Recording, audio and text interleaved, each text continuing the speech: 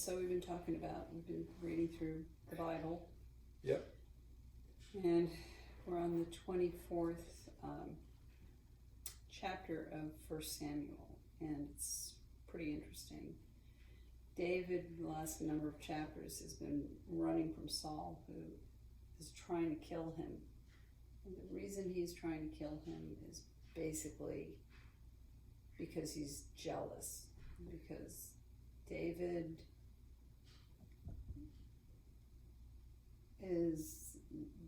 people are proclaiming David's greatness. David has killed Goliath. And even though David is kind of a nobody, there's this sort of, people are singing the praises everywhere he goes, that David has killed, that Saul has killed his thousands, but David has killed his 10,000s. So he's kind of, people are just very impressed with him, and Saul is eaten up with jealousy, is really the only true, right, and anger. Yeah. And he decides that the only thing he can do is, or what he's going to do is he's going to kill David. Right. And so chapter after chapter, David is like practically starving and living in caves, and he has about 400, sort of a ragtag group of, this is a good look, I like your knee out here. Hi, we look great. But it's sort of a ragtag group of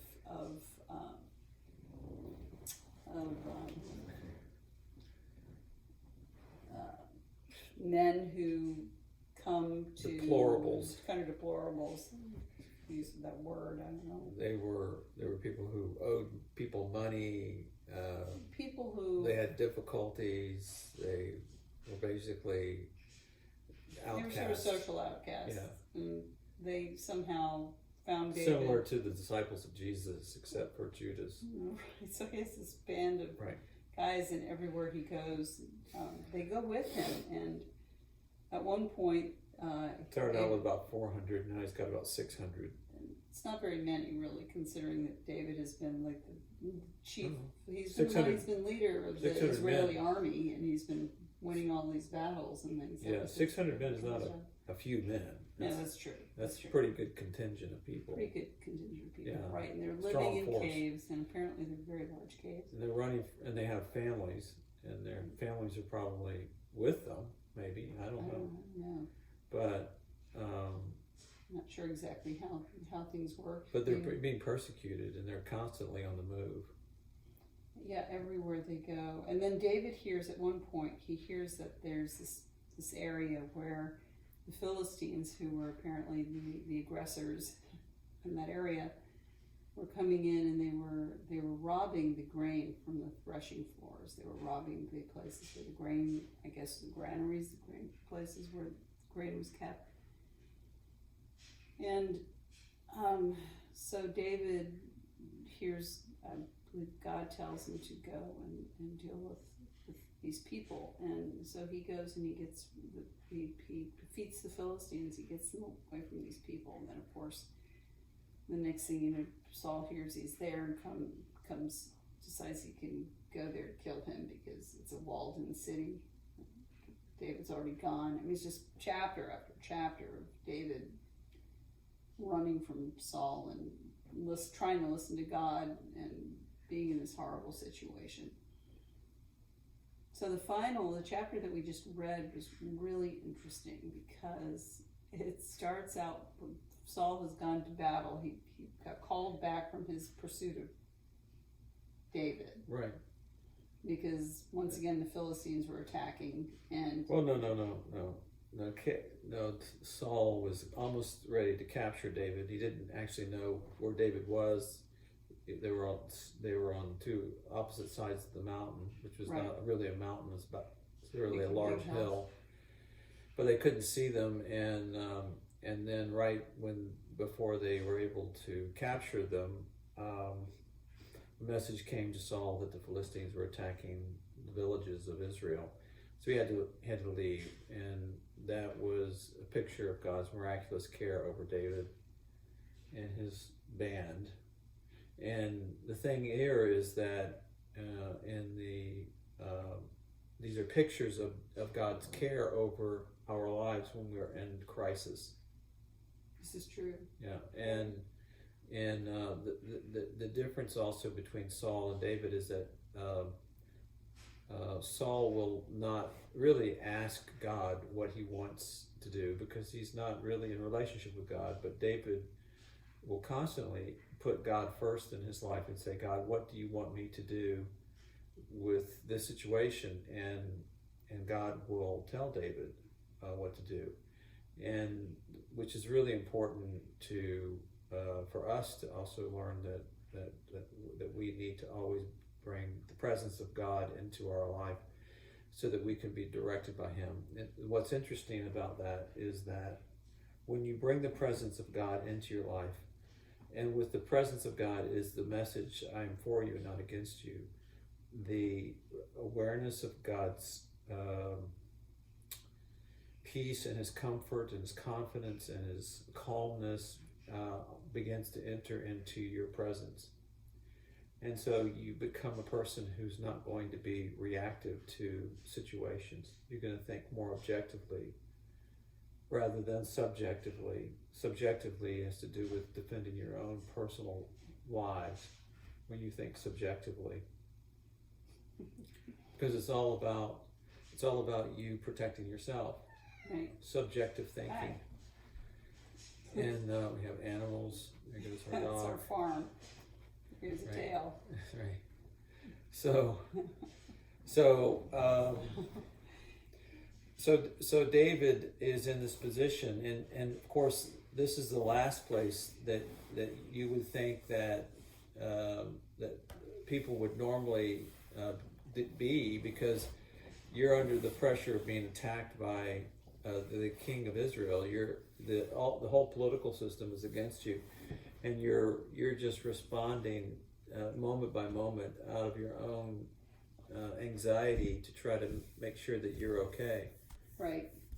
And one thing that's really interesting, though, is, in retrospect, as we've been reading through this, when David was, when he was originally with Saul, I guess at his palace, and he was playing the harp and being a leader of the army and doing whatever else he was doing, he, at first, when Jonathan said, "You got to get out of here. My father wants to kill you," right? And I'm probably out of order, but this is sort of what I'm remembering. Go back and look. That's too bright for my eyes. But that he at first he first went to the priests. I think that was the first place he went, wasn't it? And then of course Saul went after the priests and killed the priests. Yeah, we're kind of going backwards. I know, but I'm just saying, as in each of the chapters, in each of these events where David is running, mm-hmm. It's almost as though the more he is having to face this fear and this anxiety, the more he is learning to trust God. I don't think he was trusting God as in the beginning of his running from Saul to the extent that he is in this chapter. I think that there's a transition that he makes. There's a transition, and you see where it's it's just awful. If you read it, it's like, oh my goodness, I can't believe this is going on. And you're thinking, why is, this jealousy, this obsession with, hatred for somebody who's really a good guy who's on your side, but because he has superior skills to yours, or whether a person has more money, or they're better looking, or they seem to be more successful, or whatever, that, I think that in life, it's really easy to have that sort of Saul attitude. You know what I mean?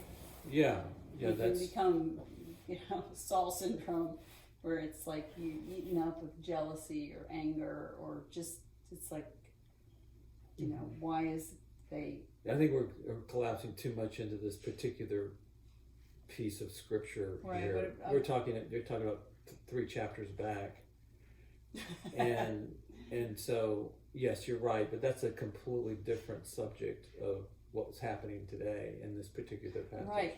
Yeah, but I'm just okay. All right. So yeah, I see what you're saying. So, and we could talk about that if you want to talk about Sauls syndrome. Sauls syndrome, right? I think it's going to come up again. Yeah. I mean, it's a problem that we all Right. struggle Don't with. listen to the songs of your accolades, right?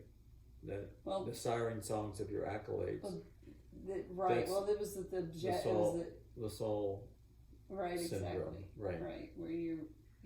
This is something completely different, though. When David responds, personality right, disorder. and this is like the flip side, the other side of the coin.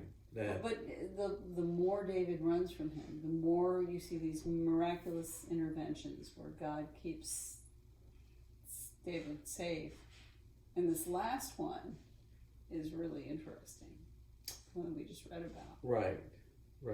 Because it really humanizes the whole thing in some ways. Well, it's the thing is that with this particular passage, it seems to me that what's taking place is that David is under the pressure of reacting in a way that causes him to rely upon his own power to save himself. Right. And so he has this opportunity to, right before him, to do that. And it's, I think, a test by God. And even his men say, God is delivering him into your hands to kill him, to get rid of him. So basically what happens is Saul goes back out after the battle with the Philistines, the villages and all that. Yeah. Winning that, he gathers 3,000 elite soldiers and goes back out after David again.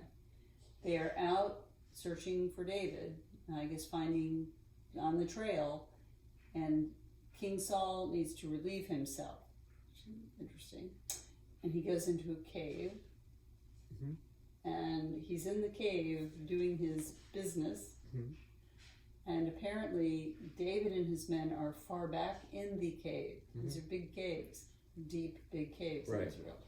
And they know that I'm sure they know who's out there and what's going on because they've got lookouts and everything else. And David's men say, God has delivered King Saul into your hand because he's up at the front of the cave. His men are outside, and we're thinking probably noise from the horses and everything else that David could creep up on him. Well, also he probably takes his robe off. David probably takes his robe off. It's kind of hard to poop with your robe on. So anyways, this is the potty humor part. But it's interesting. God put completely, what a humble place to be, right? On top of not sure. only by yourself, but right. you're going to the bathroom, right. so to speak.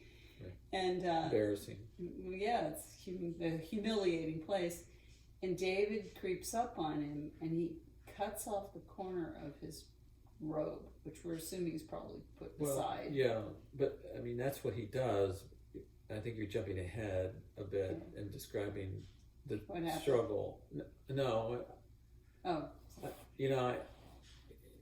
So he has the opportunity to kill Saul, right? And you just described the scene in which he could have done that, and he didn't. But the thing is that I think the picture here for us is that when we're under pressure to protect ourselves, right. that is one of the biggest tests that can occur in our lives, that God brings into our life as a result of crises, like what we're going through now. The crisis that we're going through now is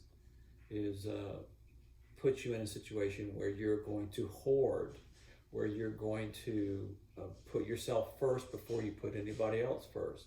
Right. And so it kind of reminds me of this fear. It's based out of fear, and so we have a protective part that begins to take over that really is not integrated into our life in a way that's balanced. And so what we end up doing is acting out on that protective part so that we don't get hurt. And if we are people who have been hurt in our lives in the past in deep and personal ways, more than likely we're going to be that way, right? Right. And so David obviously had an experience with God where he understood God's will for his life as a blessing and not as something that was negative. So he interpreted the experience of this pressure in a way that allowed him to respond in a wise way, with wisdom, and in a loving way, and didn't put himself first. And he actually put Saul first. The man who's trying to kill him, he actually puts him first. Kind of reminds me of the story in Les Mis where Jean Valjean recognizes that he's mayor of the town in the book Les Miserables, and Javert, who is the guy who's persecuting him, the constable of the town, finds a guy who looks like Valjean and thinks it is Valjean, and he's going to prosecute him as a criminal in a court in a town near where Valjean is mayor. Right. And all night long he's debating with himself, well, should I let this happen? Right. And he knows who this guy is, and he knows the guy's just insane. And he goes, it's like, it's not that big a deal that this man might go back to prison, because he's going to be worthless in life to anybody. Right. And so Valjean really struggles with this. He, on some level, could justify, I can help people. I can help people. I'm free to do what I need to do now, right? I'm not going to be pursued by Javert anymore. And so instead, he turns himself in. And there's a wonderful story about how he does that. That needs to be explained, but just for the point, he turns himself in. And he actually goes back to prison in the book. Javert takes him back to prison. And it's a principle of really relying upon God's will for your life to be able to perform tasks like that. Otherwise, all you're going to do is just protect yourself. And so David had that sense of deep sonship in him that allowed him to behave in a way where he didn't kill his enemy. He actually blessed his enemy. And I think that given the world that we live in, that's the response that we need to take in life. Right. You know, as hard as it is. And if you don't have this deep awareness of God's grace in your life, and it's unfolding in your life, then you're going to really struggle. You may not be able to do these tasks that David does. But David clearly says, he goes to the punchline, basically, is he doesn't kill him. And he tells his men, I'm not going to do that Saul is the anointed one of God. I can't do that. Yes, but that's not based out of any like authority structure that he believes in. Right. It's not. It's based out of a belief that God is for him and not against him. Right. It's not out of a simple authority structure. Okay, right. He's king, I'm not king, therefore I shouldn't do anything. Right. It's not out of that. It's not out of moralism. It's not out of a sense of duty. It's out of faith in God. And that God is going to provide whatever David needs in order to survive. God is going to take care of me. Yes. Right? Yeah. It's not up to me to determine the outcome of my life. Right. Yeah. And anyway, the end of the story is he and then what happens for Saul is that, and this is what happens lots of times in people's lives when you begin to behave that way. And in the book Les Miserables, eventually Javert comes around to the point where he recognizes that Valjean, even though he's a criminal and Javert is a police officer, he recognizes that Valjean is a better man than he is, even though Javert did not break the law at all. And so what happens then? This is the paradox of the sort of taking the position of the cross, is that when you take the position of the cross, the opposite happens of what you think it might happen. So when you think that I'm going to lose, you actually win.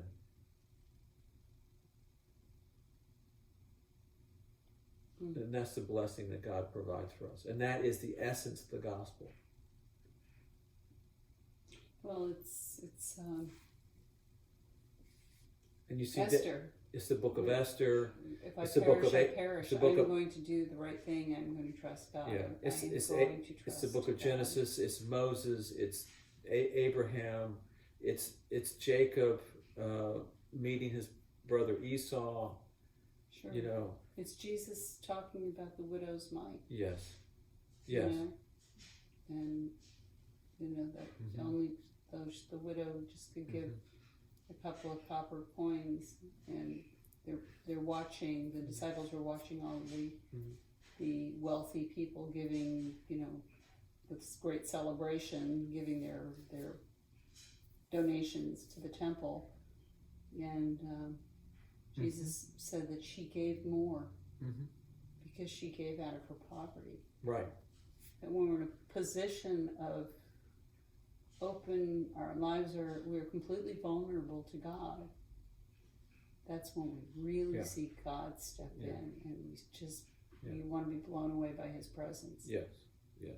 And be in that position of vulnerability before God. Okay, folks, that's it for today. Hope you enjoyed it. Thanks.